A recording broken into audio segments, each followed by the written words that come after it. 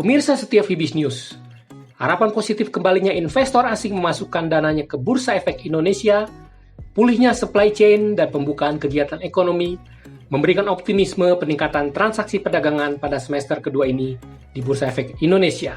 Hal lain apa lagi yang dapat mendukung optimisme perdagangan Bursa Efek Indonesia semester kedua tahun ini? Selain dari investor asing, kita juga melihat sebetulnya beberapa pengembangan produk-produk baru, produk derivatif, ini juga bisa meningkatkan minat investor bertransaksi di Indonesia. Seperti beberapa tahun lalu sudah pernah di-launching ETF, tapi kelihatannya ETF yang automated version, banyak perusahaan sekuritas yang baru akan melakukan launching di semester kedua ini. Ini mungkin menjadi salah satu pendorong transaksi di bursa di semester kedua. Begitu pula juga kemarin bursa sudah mulai melakukan sosialisasi untuk kontrak-kontrak warrant kepada anggota bursa. Diharapkan produk ini juga nantinya bisa menarik investor-investor terutama retail bertransaksi di bursa kepada investasi langsung di saham-saham bersangkutan. Jadi produk derivatif ini juga kita rasa bisa memperluas investor base sekaligus meningkatkan level transaksi harian yang kita harapkan bisa meningkatkan likuiditas di pasar. Yang ketiga, kita juga melihat dan berharap program buyback yang selama ini sudah mulai dilakukan oleh beberapa blue chip counters dan BUMN ya.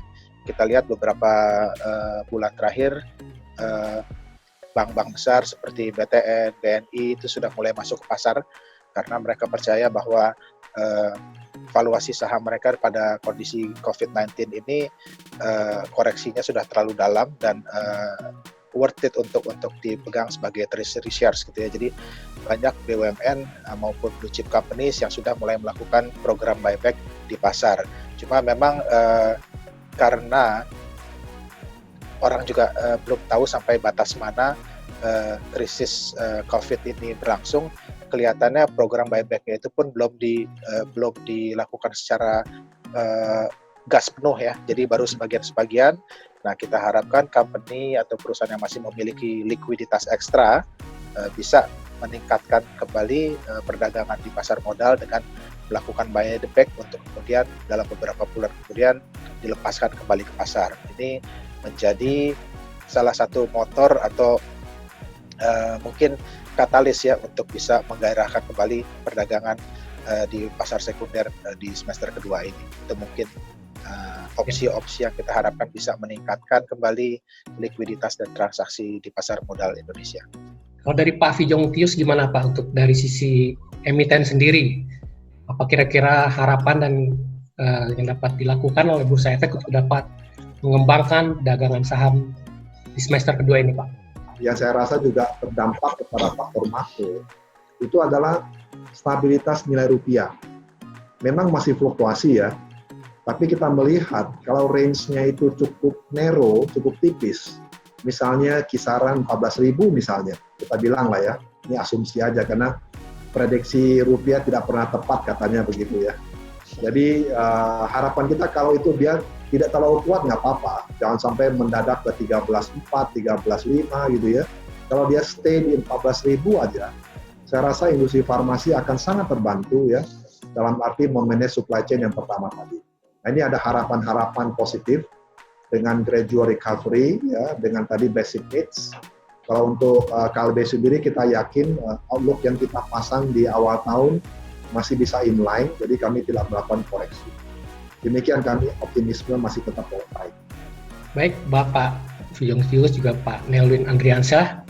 Memang kita menyadari dengan kondisi pandemi yang ada sekarang ini paling tidak memang mempengaruhi pergerakan pasar dan cenderung menurun ya Pak. Tapi setelah semester kedua ini kita sama-sama berharap optimis ada suatu peningkatan.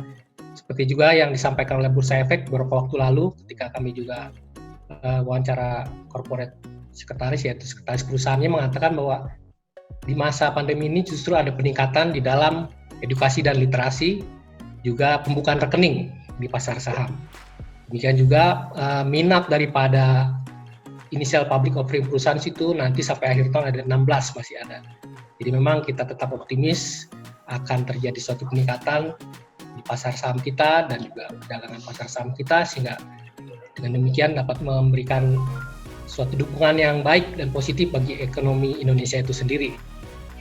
Baik Pak Fijong Tius dan Pak Nelwin, saya kira demikian. Kita terima kasih untuk kehadiran Bapak Nelwin, Pak Fijong di tempat kami.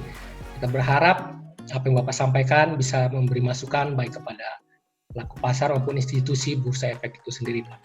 Pemirsa setia Fibis News, demikianlah pembicaraan kita dalam Fibis News Dialogue and Opinion. Selamat berinvestasi, salam Fibis.